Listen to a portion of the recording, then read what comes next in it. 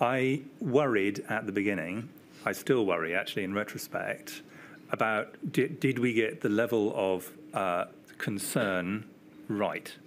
Were we either overpitching it so that people were incredibly afraid of something where in fact their actuarial risk was low, or were we not pitching it enough and therefore people didn't realise the risk they were walking into? I think that balance is really hard, and arguably some people would say we, if anything, overdid it rather than underdid at the beginning. I'm just saying that there's a range of opinions on that.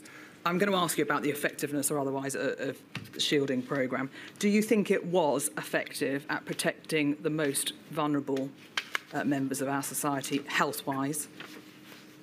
I think it was beneficial in one way, harming in another way, and uncertain in a third.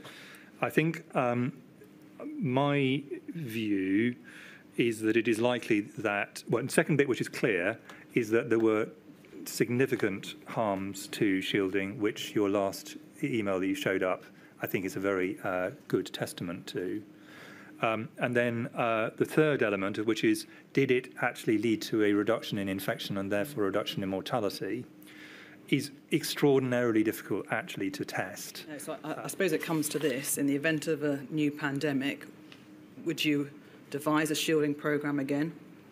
Well, I think there are two things I would definitely do. I think shielding, I'm unsure about. It would depend on the situation.